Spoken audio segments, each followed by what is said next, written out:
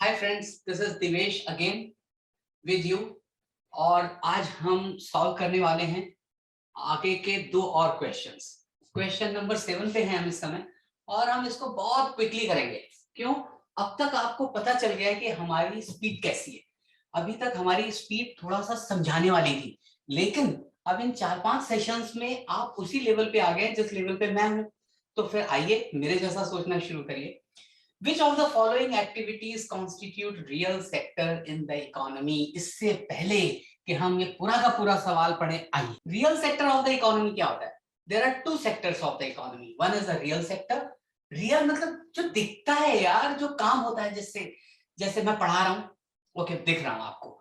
जैसे किसान पैदा कर रहा है अपना फार्म प्रोड्यूस, जैसे कि मजदूर काम कर रहा है मिल में, जैसे कि एक पायलट चला रहा है एरोप्लेन, ये सब रियल सेक्टर है। ओके, इसमें हमारे गुड्स और सर्विसेज अपेरेंट होती हैं, सामने दिखती हैं, रियलिटी में दिखती हैं। तो production, purchase and flow of goods and services with in the economy is known as the real sector. It is contrasted with the financial sector, which concerns the aspects of the economy that deal purely in transactions of money. That is which sector? Financial sector. लेकिन यहां पे एक लेकिन है, if the latter represents, लेकिन the latter means financial sector represents ownership और claims to ownership of real sector goods and services. कैसे? वो ऐसे कि at the end of the day farmer जो भी प्रोड्यूस करता है, मिल मजदूर जो भी प्रोड्यूस करता है, ट्रक ड्राइवर जो भी ट्रक चलाता है, जो भी सर्विस देता है, पायलट जो भी सर्विस देता है, ultimately that gets converted into the financial transaction which is money. Okay, तो ओनरशिप या क्लेम ऑफ ओनरशिप उधर चला जाता है।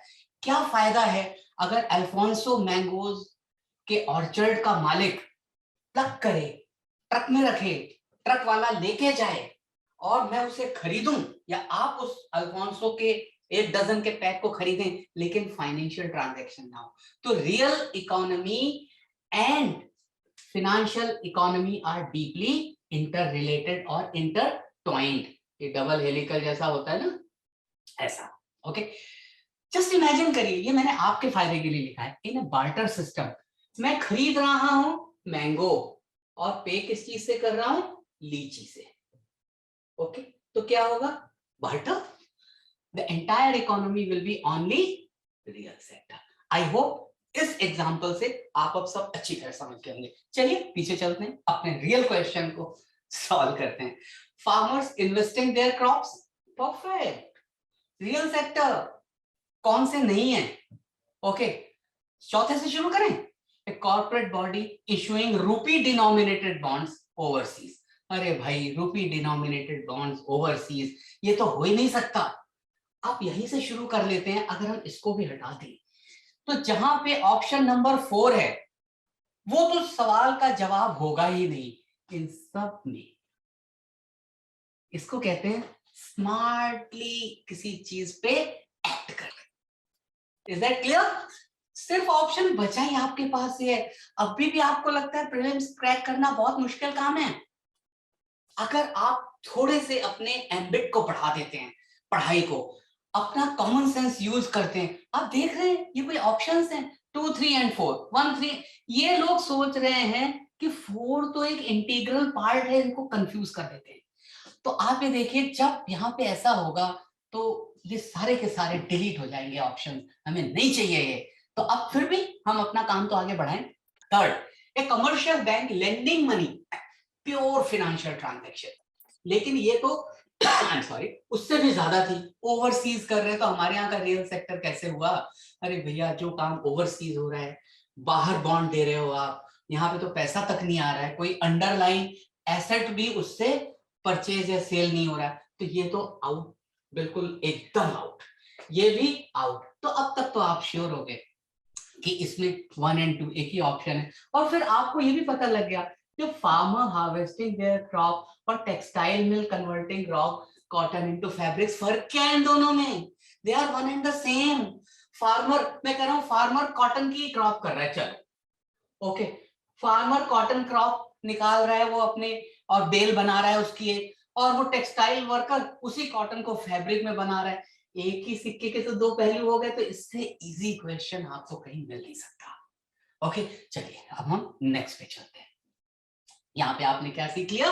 बार्टर सिस्टम सीख लिया। यहाँ पे इन एडिशन टू दैट आपने financial sector of the economy सीख लिया। अच्छा, अब यहाँ पे एक इन्होंने आपको ट्रिक डाल दी। ये real sector of the economy है, इसको हम रियल इकोनॉमी भी कहते हैं, लेकिन इन्होंने कहा नहीं यार, थोड़ा सा तो कंफ्यूज करो। क्यों? आईएएस बना रहे हैं, ओके, कोई छोटा मोटा क्लरिकल कैडर पे थोड़ी भेज रहे हैं। तो क्या कर दिया? Real sector of the economy, और कंफ्यूज कर दिया आपको। लेकिन आप कंफ्यूज होने वाले बच्चे थोड़ी हो। क्वेश्चन 8 देखिए, मैं भी एक इंसान हूं, मैं भी एक छोटा सा ट्रेनर हूं, ओके। ये क्वेश्चन 8 ने मुझे कंफ्यूज किया हुआ है। क्वेश्चन 8 का जवाब मैं किसी टैक्स एक्सपर्ट से बात करने के बाद ही दूंगा। काफी इसमें मुझे पढ़ाई करनी है, ओके। मैं आपको सिर्फ ऐसे ही करने के लिए दे दूं, ये मेरे बस का रोग नहीं है। इसको हम कहां रखेंगे? पेंडिंग में। होता है यार, इसमें बुरा तो नहीं मान गए आप लोग, ओके। मैं भी एक साधारण सा ट्रेनर हूं, कोई असाधारण नहीं हूं, ओके। तो हमने 7 किया, 8 को पेंडिंग रखा। हो सकता है आने वाले टाइम में 100 में से 5-10 क्वेश्चन और मैं पेंडिंग रखूं, लेकिन नेगेटिव मार्क्स के चांसेस आपको आने नहीं दूंगा, मैं गलत जवाब नहीं दूंगा, ओके। अगर आपने पेंडिंग रखा तो आपका 1/3 नेगेटिव आंसर तो बच गया कम से कम, okay. Question number 9, with reference to the expenditure made by an organization or a company, which of the following statements is are correct? देखिए, ये क्वेश्चन 10th स्टैंडर्ड का क्वेश्चन, ओके। 10th स्टैंडर्ड का क्वेश्चन का मतलब क्या है? NCERT की books अगर आपने पढ़ी होती कॉमर्स की, तो आपको इस क्वेश्चन के लिए बिल्कुल बिल्कुल परेशान नहीं होना पड़ता। तो यहाँ पे क्या चीजें हैं? दो कौन कौन सी चीजें पूछी गई हैं? एक कैपिटल एक्सपेंडिचर, ठीक है, और दूसरा रेवेन्यू एक्सपेंडिचर। आप में से किसी ने अगर कॉमर्स नहीं भी पढ़ी है तो भी सबको पता है कैपिटल एक्सपेंडिचर को क्या कहते हैं? कैपेक्स। ये तो सबने सुना है ना, कैपेक्स। कैपेक्स कहते हैं उस एक्सपेंडिचर को जो लॉन्ग टर्म के लिए होता है। कैपिटल, किसी भी बिजनेस में कैपिटल सबसे ज्यादा लॉन्ग टर्म रखी जाती है बॉस। चाहे आप प्रोप्राइटरी कंसर्न कर रहे हो, पार्टनरशिप फर्म कर रहे हो, या कोई प्राइवेट और पब्लिक लिमिटेड कंपनी फॉर्म कर रहे हो, आपकी जो कैपिटल है वो तभी बाहर निकाली जा सकती है जब बिजनेस बंद हो गया, ओके। तो इसका मतलब है कैपिटल एक्सपेंडिचर सबसे लंबे टाइम का एक्सपेंडिचर होता है। क्वेश्चन क्या है? With reference to the expenditure made by an organization or a company, obviously, which of the following statement is correct? Acquiring new technologies, capital expenditure. Of course, yes. New technology, technology आप acquire करेंगे तो क्या 6 महीने के लिए करेंगे? सालों के लिए करेंगे। चाहे वो टेक्नोलॉजी सॉफ्ट फॉर्म में हो, जैसे एक बैंक ने कोर बैंकिंग सॉल्यूशन ले लिया, या एक टेलीकॉलिंग कंपनी ने कस्टमर रिलेशनशिप मैनेजमेंट का कोई टूल ले लिया, जैसे सीआरएम नेक्स्ट या सेल्स फोर्स। तो यहाँ पे आपको दो और चीजें भी याद है। सीआरएम नेक्स्ट आपको पता है ना, इज सेल्स टूल, और दूसरा क्या है? सेल्स फोर्स, जिसकी अरुंधति भट्टाचार्य ग्लोबल सीईओ हैं इस समय, जो पहले एसबीआई की चेयरमैन हुआ करती थी, ओके। तो ये भी आपको जनरल नॉलेज बढ़ गई यहाँ पे। तो चाहे ये ले, या अगर कोई टाटा स्टील जैसी कंपनी, तो स्मेल्टर ले लगा दिया उन्होंने, ओके। या माना इंडिगो है तो उसने एयरक्राफ्ट्स खरीद लिए, जैसे अभी आपको पता है ना, yesterday that was 21 June, yoga day पे, इंटरनेशनल योग दिवस पे, किस कंपनी ने कहा? एयर इंडिया ने। कितने वो एयरक्राफ्ट लेने वाले हैं? 300, ओके। तो इन द नेक्स्ट 5 years, तो ये क्या हो गया? ये कैपेक्स हो गया। कैपेक्स हमेशा ज्यादा टाइम के लिए होता है, फिर चाहे वो सॉफ्ट फॉर्म में हो या हार्ड फॉर्म में हो। तो this is A correct answer. अब यहाँ पे हम देख लेते हैं, देखिए 1 only, 2 only, ओके। तो नाइदर 1 और नॉट 2, ये तो गया, ओके ओके। 2 only गया, ओके, क्योंकि 1 सही है। तो अब ये दो ऑप्शंस बचे। आइए दूसरे ऑप्शन को देखते हैं। डेट फिनांसिंग आप सबको पता है, डेट इसके लिए आपको कोई सीए होने की जरूरत नहीं। डेट लॉन्ग टर्म के लिए होता है हमेशा। हेवीली इंडेटेड, बहुत सालों से कर्जा छाया हुआ है, ओके। तो debt financing is considered capital expenditure, very correct. लेकिन यही पोर्शन करेक्ट है बस। While equity financing is considered revenue expenditure, sorry bro, this portion is not correct. Okay, तो इक्विटी फाइनेंसिंग क्या होती है? इक्विटी फाइनेंसिंग तो और ज्यादा लंबे टाइम के लिए होती है। ओके, जब हमें बहुत बड़ा प्रोजेक्ट लगाना होता है, टाटा मोटर्स को अगर सानंद में एक अमेरिकन कंपनी का जो यहाँ से छोड़ के चली गई है उसका प्लांट खरीदना है, तो सालों साल चलेगा, 25, 50, 100 साल चलेगा, उसको खरीदना है। हो सकता है वो मार्केट में जाए, क्यों? इक्विटी फाइनेंसिंग करानी है 7-10 हजार करोड़ की। तो इक्विटी फाइनेंसिंग तो और ज्यादा लंबे टाइम के लिए होती है, और ज्यादा बड़े कैपेक्स के लिए होती है। तो ये वाला साहब गलत है। अब देखिए, दो तो जहां पे दो है उसकी कर दो छुट्टी। क्या बचा? एक। अगर आपने पहले दो पढ़ा होता आप पहले इसकी छुट्टी कर चुके होते, मुझे इसके बोलने की जरूरत ही नहीं पड़ती। One only, that is true, this is the answer. इसको थोड़ा सा आगे भी बढ़ा के देख लेते हैं। Acquisition of a new technology is a capital expenditure. Okay, it's for long-term investment. The assets such created should have a useful life of more than 1 year. Software, hardware, smelter, boilers, vehicles, fixtures, they are examples of capex. New technology, whether in soft form or in hard form, is certainly for a long useful life. तो आपका option 1 इसीलिए हमने सही करार दिया था। Okay, आइए और थोड़ा सा आगे चलते हैं। Debt financing is considered capital expenditure, ये सेकंड ऑप्शन था आपका। यस, दिस पोर्शन मैंने जैसे बताया आपको पढ़ लीजिए। Debt financing is certainly for creating assets for a long productive life of an asset. This is also known as long term और मीडियम टर्म फिनेंसिंग। ये आपकी एडिशनल नॉलेज आ गई। ओके, एडेड नॉलेज आ गई। Okay, equity financing is considered revenue expenditure, ये आपका portion है। Okay, these are the expenses which are incurred to run। अभी revenue expenditure होते क्या है, तभी तो आप बताओगे सही है गलत है। which are incurred to run day to day business।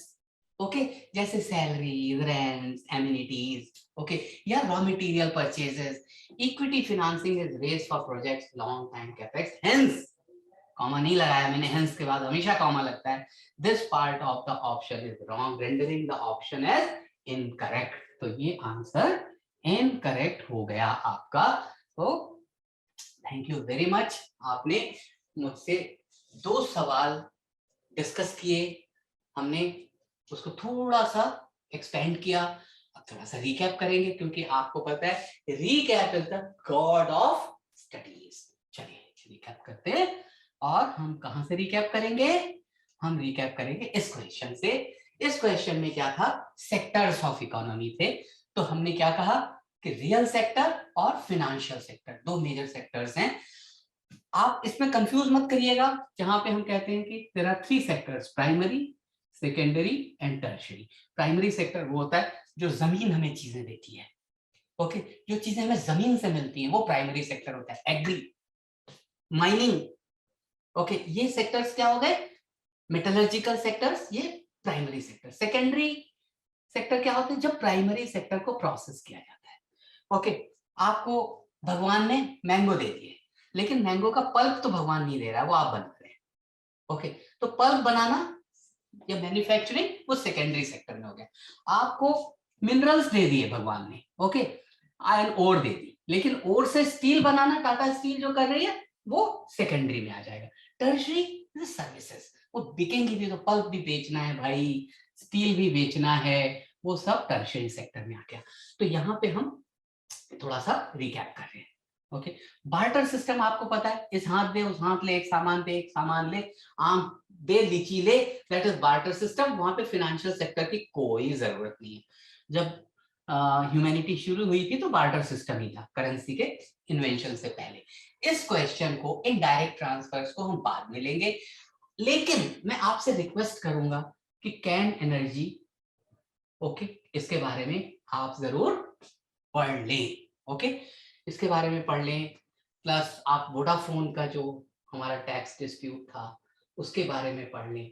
तो ये 2-3 ऐसी चीजें हैं जो आपको इसके ऊपर लाइट थ्रो करने में आसानी रहेगी, लेकिन इसका जवाब मैं जरूर दूंगा।